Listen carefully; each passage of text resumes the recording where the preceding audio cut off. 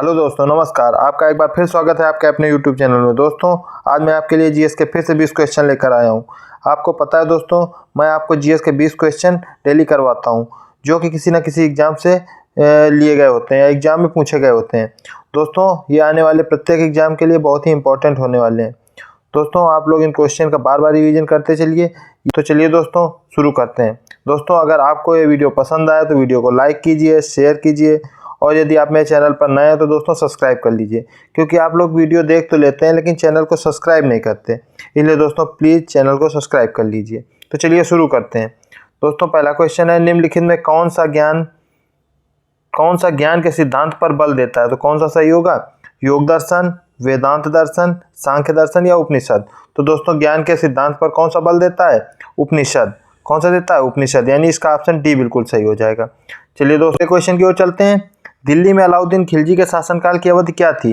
1296 से 1316, 1286 से 1316 या 1303 से 1334 या 1410 से 1437? तो दोस्तों क्या हो जाएगी? दोस्तों, आपको पता है अलाउद्दीन ने दिल्ली पर कब अधिकार किया था? 1296 में, और 1316 तक उसका शासन रहा था। यानी इसका ऑप्शन ए बिल्कुल सही हो जाएगा। चलिए दोस्तों, अगले क्वेश्चन की ओर चलते हैं। अगला क्वेश्चन है, सिपाही विद्रोह किस वर्ष हुआ था? 1920 में, 1857 में या 1935 में या 1842 में? तो दोस्तों कब हुआ था? 1857 में। दोस्तों, आपको पता है कि 1897 में लॉर्ड कैनिंग के समय में ली एनफील्ड राइफल का प्रयोग शुरू हुआ, जिसमें कारतूस में सुअर की और गाय की चर्बी के कारतूस लगाए जाते थे। इसलिए दोस्तों सिपाहियों ने विद्रोह कर दिया। चलिए दोस्तों, अगले क्वेश्चन की ओर चलते हैं। हंटर आयोग ने किसके विकास पर अधिक बल दिया? प्राथमिक शिक्षा के या माध्यमिक शिक्षा के या स्त्री शिक्षा के या तकनीक शिक्षा के? दोस्तों, आपको पता है हंटर आयोग किससे संबंधित है? शिक्षा से संबंधित है। दोस्तों, इसने किसकी शिक्षा पर अधिक बल दिया? तो दोस्तों किस शिक्षा पर? प्राथमिक शिक्षा पर अधिक बल दिया। यानी इसका ऑप्शन ए बिल्कुल सही हो जाएगा।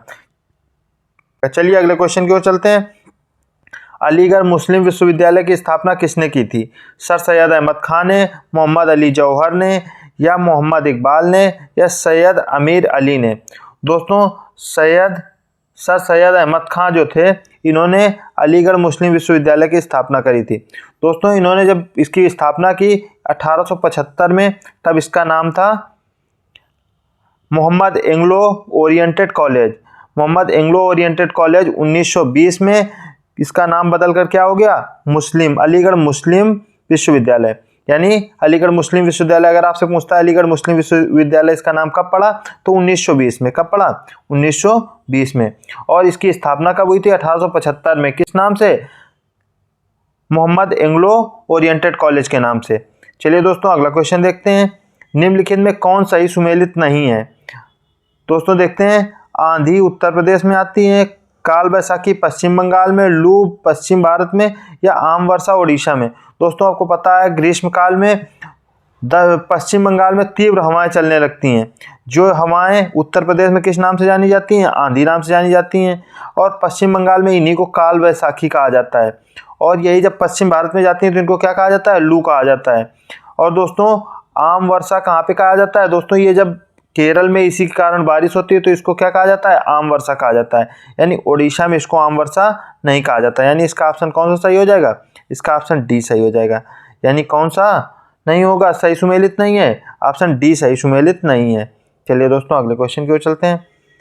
दक्षिण भारत का मानचेस्टर है कोयम्बटूर, मदुरई, बेंगलुरु या चेन्नई? दोस्तों, ये क्वेश्चन मैं पहले भी करवा चुका हूं, तो इसका सही ऑप्शन क्या हो जाएगा? कोयम्बटूर। कोयम्बटूर को दक्षिण भारत का मानचेस्टर कहा जाता है। चलिए दोस्तों, अगले क्वेश्चन की ओर चलते हैं। अगला क्वेश्चन है, भाखड़ा नांगल बांध किस नदी पर बना हुआ है? दोस्तों, किस नदी पर बना हुआ है? चेनाब नदी पर, ताप्ती नदी पर, सतलज नदी पर या फिर रावी नदी पर? तो दोस्तों, आपको पता है भाखड़ा नांगल बांध किस पे है? सतलज नदी पर। यानी इसका ऑप्शन सी बिल्कुल सही हो जाएगा। दोस्तों, ये भाखड़ा नांगल बांध कहाँ पड़ता है? भाखड़ा नांगल बांध पड़ता है हिमाचल में। कहाँ पर? हिमाचल प्रदेश में। तो इसका ऑप्शन सी बिल्कुल सही हो जाएगा। चलिए अगला क्वेश्चन देखते हैं। अगला क्वेश्चन है, किस देश में यूरेनियम का सर्वाधिक भंडार है? तो कहाँ पर है यूरेनियम का सर्वाधिक भंडार? कनाडा में है, रूस में है, अमेरिका में है या ऑस्ट्रेलिया में है? तो दोस्तों कहाँ पर है? ऑस्ट्रेलिया में। यानी इसका ऑप्शन डी बिल्कुल सही हो जाएगा।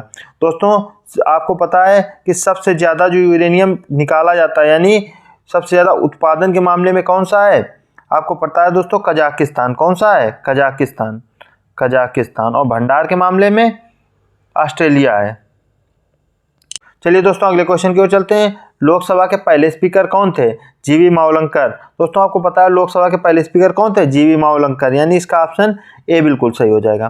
दोस्तों आपको पता है जीवी मावलंकर कब से कब तक रहे, 1952 से 1956 तक, 1956 तक ये लोकसभा के स्पीकर रहे दोस्तों, यानी इसका ऑप्शन ए बिल्कुल सही हो जाएगा। चलिए अगला क्वेश्चन देखते हैं। अगला क्वेश्चन है भारत के संविधान के किस अनुच्छेद के अधीन राज्यों के राज्यपाल को अध्यादेश जारी करने की शक्ति प्राप्त है। किस अनुच्छेद की है, अनुच्छेद 123, अनुच्छेद 211, अनुच्छेद 213 या अनुच्छेद 212। तो दोस्तों किस अनुच्छेद में राज्यों के राज्यपाल को शक्ति प्राप्त है, दोस्तों आपको पता है अनुच्छेद 213 में राज्यों के राज्यपाल को शक्ति प्राप्त है कि वे अध्यादेश लाकर कोई कानून बना सकते हैं, लेकिन इसके लिए जरूरी है कि विधानसभा सत्र न चल रहा हो। तो राज्यपाल को ये आवश्यक लगे कि नहीं ये कानून बनाना जरूरी है, तो दोस्तों वो अध्यादेश लाकर कानून बना सकता है। चलिए दोस्तों अगला क्वेश्चन देखते हैं। संसद के खर्चे किसके द्वारा नियंत्रित किए जाते हैं, राष्ट्रपति द्वारा, वित्त आयोग द्वारा या प्रधानमंत्री द्वारा या नियंत्रक एवं महालेखा परीक्षक द्वारा। तो दोस्तों किसके द्वारा, संसद के खर्चे नियंत्रक एवं महालेखा परीक्षक द्वारा नियंत्रित किए जाते हैं, यानी इसका ऑप्शन डी सही हो जाएगा। दोस्तों इसे CAG भी कहा जाता है। क्या कहा जाता है, CAG। इसका अंग्रेजी में फुल फॉर्म होता है कंट्रोलर एंड ऑडिटर जनरल। चलिए दोस्तों अगले क्वेश्चन की ओर चलते हैं। भारत का सबसे कम जनसंख्या वाला राज्य कौन सा है, सिक्किम, उत्तराखंड, मिजोरम या अरुणाचल प्रदेश। तो दोस्तों आपको पता है कि सबसे कम जनसंख्या वाला राज्य कौन सा है, सिक्किम है, यानी इसका ऑप्शन ए बिल्कुल सही हो जाएगा। सिक्किम की जो जनसंख्या है लगभग 6 लाख है। कितनी है, 6 लाख है। अगले क्वेश्चन की ओर चलते हैं। अगला क्वेश्चन है निम्नलिखित में से शक्ति का मात्रक कौन सा है, जूल है, जूल सेकेंड है या जूल सेकेंड है या किलोवाट घंटा है। तो दोस्तों क्या हो जाएगा, आपको पता है कि शक्ति क्या होती है, P = W/T होती है, जहाँ W क्या है, वर्क है, वर्क का मात्रक यानी कार्य का मात्रक क्या होता है, जूल होता है, कार्य का मात्रक क्या हो जाएगा, जूल हो जाएगा, और समय का मात्रक सेकंड, यानी इसका ऑप्शन बी बिल्कुल सही हो जाएगा। ऑप्शन बी क्या हो जाएगा, बिल्कुल सही हो जाएगा। चलिए दोस्तों अगला क्वेश्चन देखते हैं। टूट कर गिरते हुए पिंड के सिद्धांत की खोज किसने की थी, आर्किमिडीज ने, डार्विन ने, जूल सेकंड ने या गैलीलियो ने। तो किसने की थी, आपको पता है कि टूट कर गिरते हुए तारे की खोज किसने करी थी, गैलीलियो ने की थी। किसने की थी, गैलीलियो ने, यानी इसका ऑप्शन डी बिल्कुल सही हो जाएगा। चलिए अगला क्वेश्चन देखते हैं।